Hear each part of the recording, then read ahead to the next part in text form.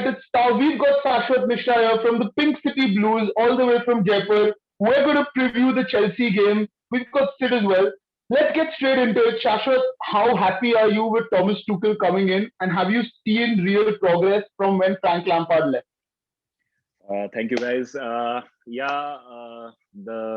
first I would like to mention something about Lampard. See, I have been a Chelsea fan, a huge Chelsea fan for like the last 15, 20 years.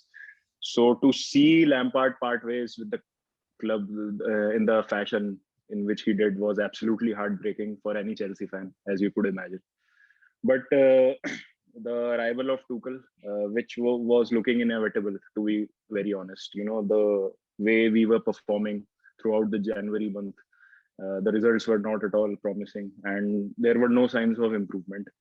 Although it was a very, sad scene to see Lampard go, but the arrival of Tuchel has, proved quite positive for us. The new manager bounce is clearly visible. We have seen that, like in last 6-7 games, we haven't conceded the amount of goals that we were conceding. We have conceded only 2 goals in all competitions so far under Tuchel. The defense looks more organized. Off the ball movement is very precise. It looks like on the pitch, he knows what he wants from each and every player. He has, got many French players back into the team, which were not getting a chance earlier. For example, Marcos Alonso, Antonio Rudiger is now regular. Same goes for Giorgino also. Callum Hudson-Odoi, we have seen his emergence as a right wing back.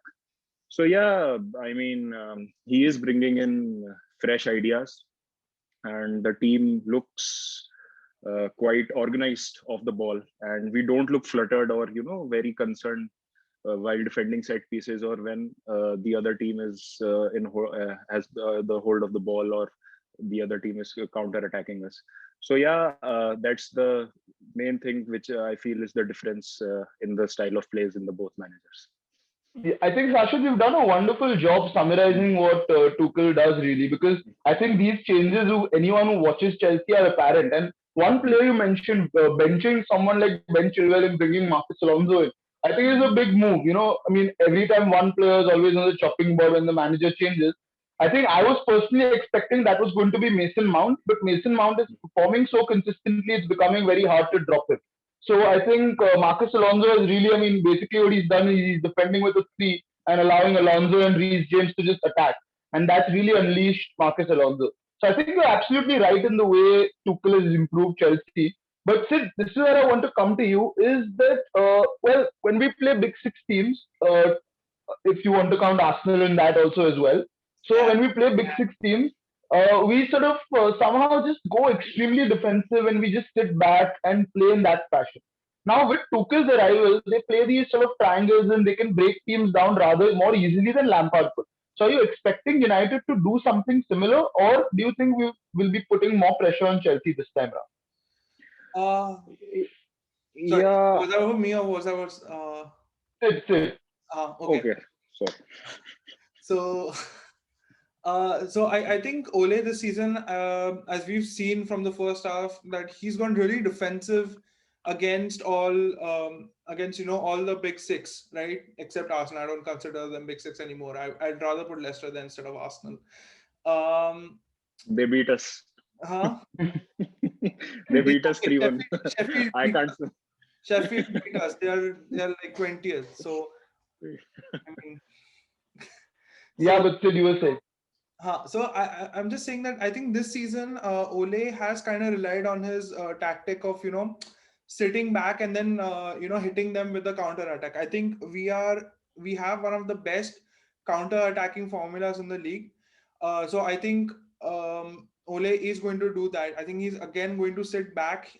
He's like I didn't like it. He did this last time. I think he showed Chelsea too much respect in the game at Old Trafford.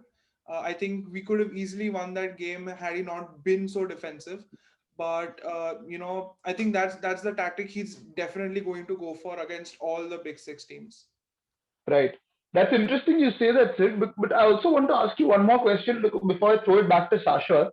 What do you make of our sort of form in the Premier League? I mean, in the Europa League, we've been fine. In the FA Cup, we've been fine. But suddenly in the Premier League, we're back to sort of expecting those roller coasters where we don't know what's going to happen. So, is it that, or has it just been a couple of really bad games for us? I mean, didn't all of us kind of expect this to happen? We were lucky enough not to get all those injuries, that, Liverpool, the likes of Liverpool and everyone were getting, right? We knew that this was going to happen. We were going to get injuries and then we were going to slack off. I'm not giving an excuse, for the poor run of games. I'm not happy. I think from Sheffield to Everton, I think we should have got at least all 3 points in all the games. But, you know, it's I think this is the part of the season where, if we were playing in normal circumstances, this would be around that December January time, where, we get all those injuries, we kind of slack off, right? But to I kind of expected this to happen. I know that whole the top of the league thing, it was all fun when it was happening, but we all expected this, and Man City are obviously running away with the league. Right. A wise man, me, once said that United's title challenge started in January and ended in January. But anyway, Sasha, coming to you, this game between Manchester United and Chelsea, especially for the most part of this thousands over the last 20 years, has decided titles. And I mean, Chelsea has decided many titles famously, but Manchester United, Chelsea especially has decided titles. And this fixture, ever since Jose Mourinho came to Chelsea, it meant more. And since Jose Mourinho came to United, it sort of meant even more. But what do you think going into this game? Do you think this game yet has that edge, or it's just one of those big games, but not really that consequential anymore? No. I think any United Chelsea clash is a blockbuster game. I mean, for last, like as you mentioned, before Man City came into the picture, it was on top two was 90% of the time it was Chelsea United only.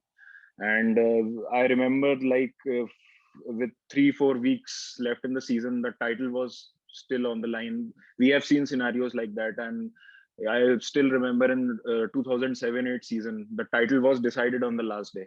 I mean, you guys took it away from us, and so and this is the rivalry which Chelsea and Manchester United have had. So I can only speak from my perspective. It is the biggest game of the season when we play you guys, and I look forward to it the most. And the first fixture that I look into the calendar is when we are playing Manchester United.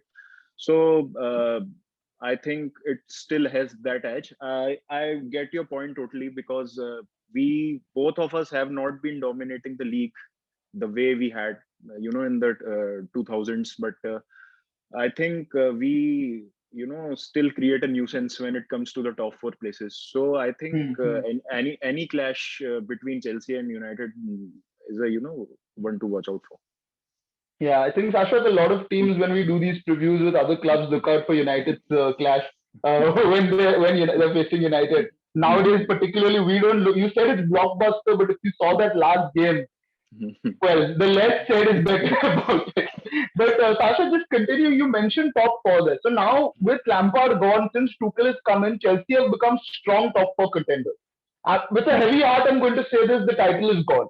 So United are now competing for the top four. I had asked this question in one of my games before, where I said, are Chelsea the biggest challengers to United's second spot?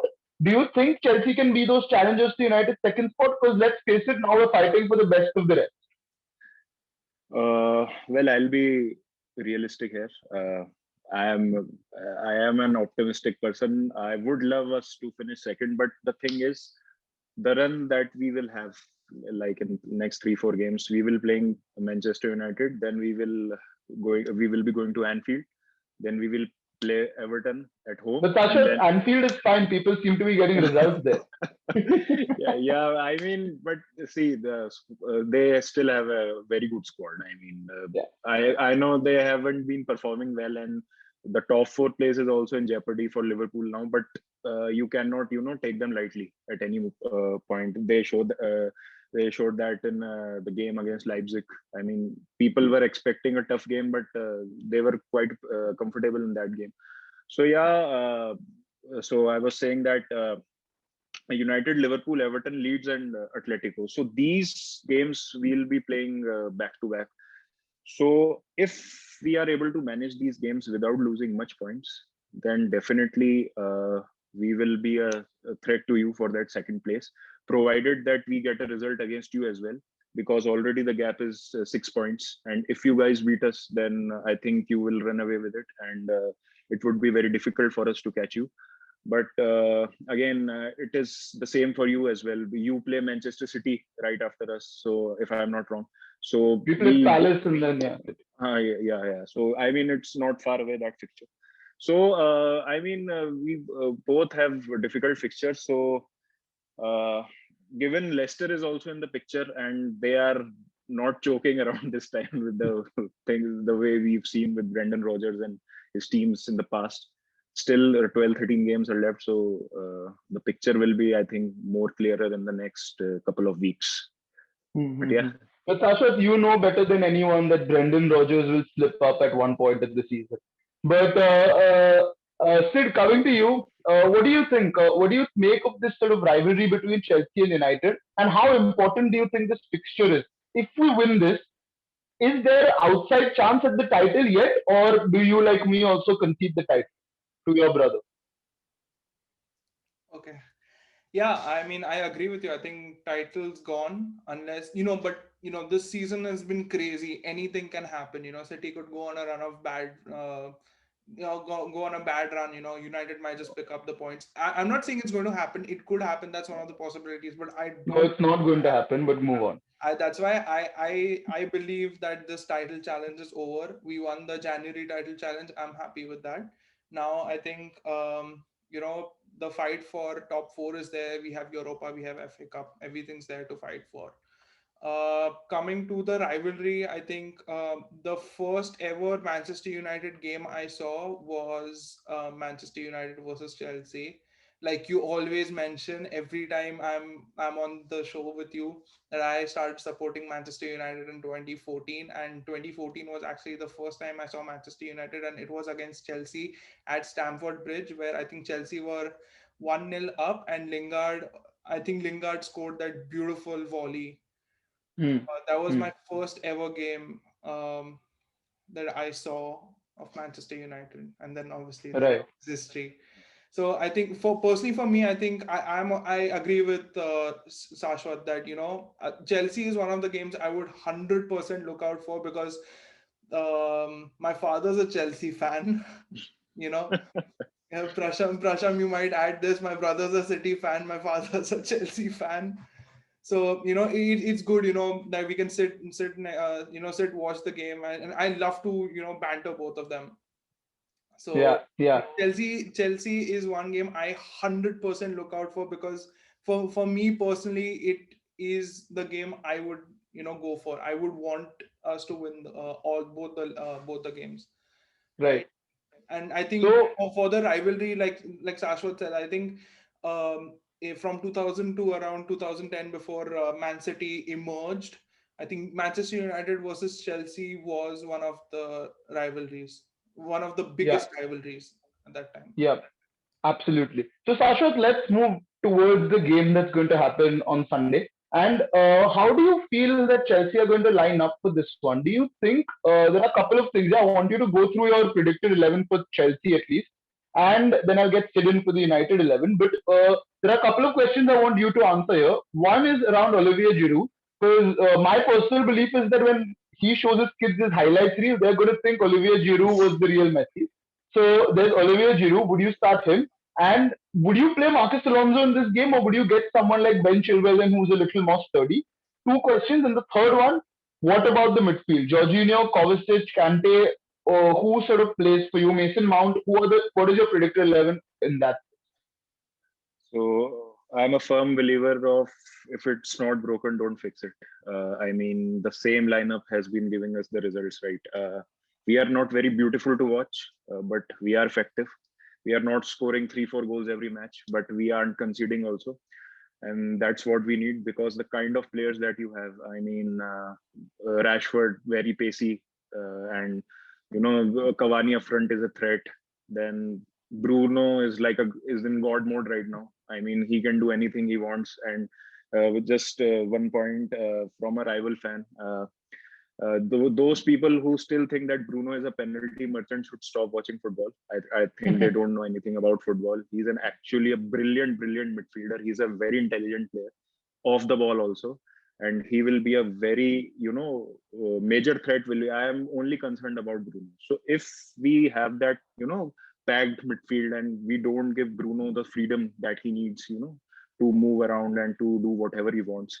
So I think we can nullify the attacking threat to a certain extent. So now coming to the lineup, I think we'll go same that we fielded against Atletico. No changes whatsoever, and I think that answers your Giroud question as well. I mean, Giroud starts, no questions asked. I mean, if there was a So, list of Shashwat, can you just walk people through the 11 players who may not have known who were playing against Atletico? Yeah, sure. So in goal we'll have Mendy, who's been consistent and surprising to many people. He is in the race for Golden Glove this season. Even after the amount of goals we've conceded, I think he's Really? second on the list. Yes, I think he's second on the list, just behind Ederson. So Mendy starts, then right wing back Callum Hudson-Odoi starts. The three centre backs Christensen, Espilicueta, Rudiger. If Thiago Silva is available for the game, then Thiago Silva starts over Christensen, no questions asked. Marcos Alonso over Ben Chilwell all day. Left wing back, I think there are less players for better in that position over Marcos Alonso in the world right now. Left wing back, he was born to play that role. If he is, not weighed down with the responsibility of defending when the team is attacking, then he's a very good player. But as soon as he starts defending, he's not that good and he gets exposed many times. So, but the kind of shape that we have off the ball, and with three centre backs playing, Alonso always has the freedom to roam and join the attackers. Then in midfield, Giorgino and Kovacic, who have been starting regularly. So these two players start. Kovacic has been an absolute engine in the midfield. His ball progression is often not talked about as much as it should be. He's very underrated as a dribbler also. So the kind of contribution he has both in defending as well as that ball progression that he does from defense to attack, the cohesion that he brings, that is absolutely amazing. Then the top two behind the striker will be Werner and Mount. Mount has been our best player according to me personally. According to me, he's our best player this season. And Werner, obviously, because he has that pace, or he has not been performing to the level that we have wanted to him to perform. But I think he will come good, and he is looking more confident in past 2-3 matches, especially after that he got his goal against Newcastle. And up top, the big man, Giroud. I mean, we have seen that when we are not able to break down teams from the middle of the park, then we use our width, we use our wing backs. So they fizz in those crosses, and you need a target man, a man with the traits of Giroud, who is good at heading, who has that trait of holding up the play, and who has that physical strength, and he's also a very good finisher. So yeah, I think that would be the playing 11 that Chelsea will go with. Right. And you've already said, of course, that Bruno Fernandes is your player from the opposition that you're worried about. Before I go to Sid, I actually thought of an interesting when you said that. I mean, I know you already said you're a lifelong Lampard fan. Do you see some of the similar qualities of Lampard and Bruno Fernandes actually? Because the number of goals he's getting from the middle of the park, is he in the same mold as Lampard?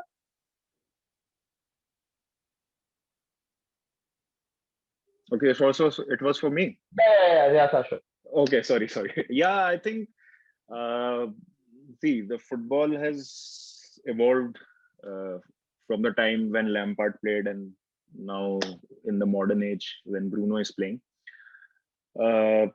Bruno has that, that suave, that guile, he glides across that field. When he dribbles, you feel that something is going to happen.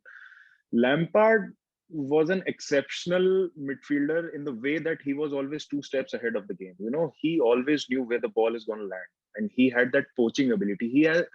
I mean, his poaching ability is very underrated. When people, look at the stats, they are not able to explain how many goals Lampard, got from midfield and how did he do that. He was able to do because he used to predict that where the ball will land, and essentially he was, the second striker.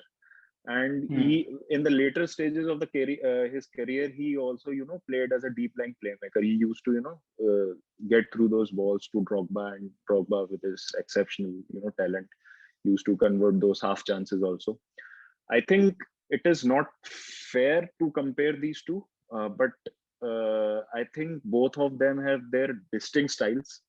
But yeah, I get your point. The kind of impact and the contribution that Bruno is having is absolutely unbelievable. I mean, he has changed the whole complexion and the kind of, football you were playing last season. And since his arrival in last season in January, I mean, it is absolutely amazing how a single player can, influence a team in such a way. The last player that I can remember of is Suarez, who single-handedly, carried Liverpool on his shoulders. So yeah, he has that ability, and I think he can go way beyond. Who knows? He can get a Ballon d'Or or two. Can I just ask you something? Sorry. Mhm. For the past few weeks, I've been seeing, reports of Hakim Ziyech leaving Chelsea. Right now, just when he came in the transfer window, I think he was going to be a really, really, really good player because obviously at Ajax he was really good. Now, what do you think has gone wrong with Ziyech? Like, for me, I think he's not been up to the mark. Obviously, as an outsider, I don't think he's been up to the mark. But what do you think as a Chelsea fan? Has Ziyech lived up to his potential, or is it time for should he leave the summer, or how do you see that situation? Uh, Early signs were promising. I mean, 3-4 games he was really good. The game against Sheffield, I think he created 6 chances in one game. Then he scored his first goal in his first start against Burnley itself. When everything was clicking, he was also, looking like a player who can, provide from, any situation, because he has that devastating left foot. You don't know what's coming next. The problem was, firstly, he got injured, and then the thing is that he lacks that physicality, obviously, which Premier League demands. And he hasn't played football since January last year, because every league restarted after COVID, but the Eredivisie was suspended and Ajax were given the title itself. So that was also a factor, which I think, because he did not get that time on the field. Match sharpness is something which you can only get when you are starting or playing regularly. So when in the preseason game, just one preseason game we had against Brighton, he got injured there, and then he was out for a couple of months. Then he got injured again in the Leeds game. He, pulled his hamstring.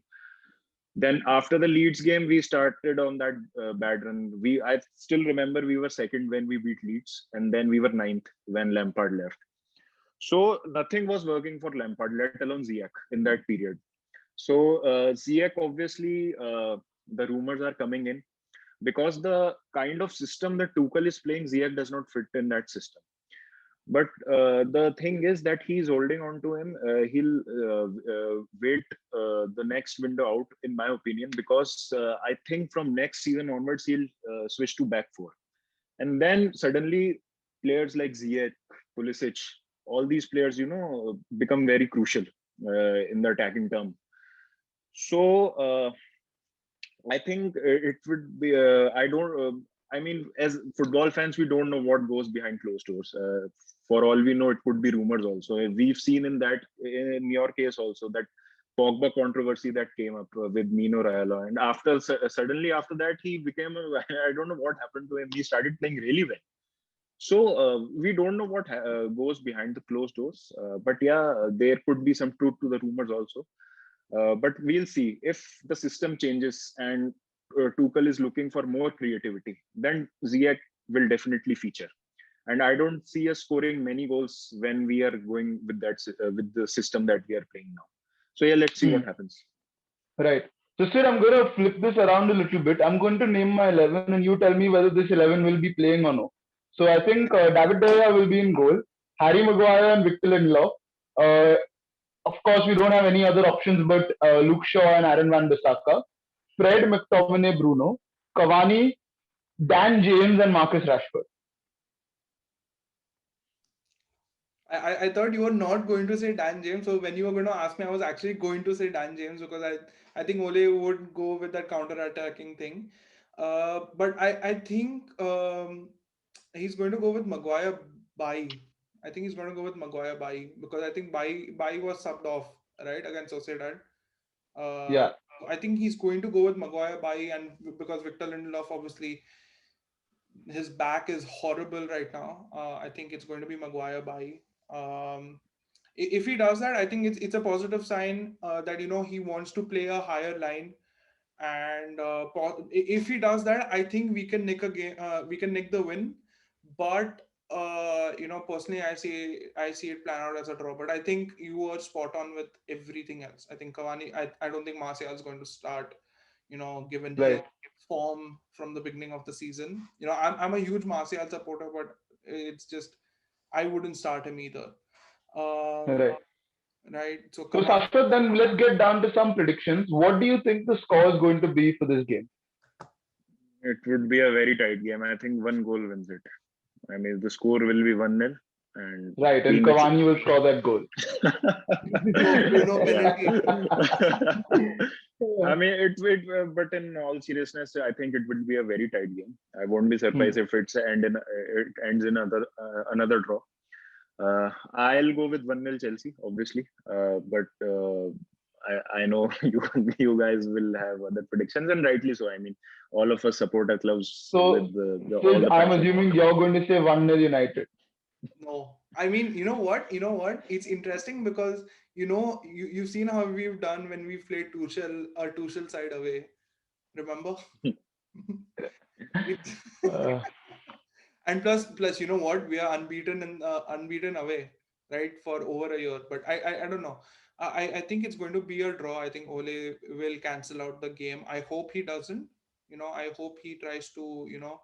Uh, I hope the players try to play for the win because I think the Sociedad game, even if we drew the game, I think most of the players were fantastic that day, right? So I expect a draw. I expect a draw. right.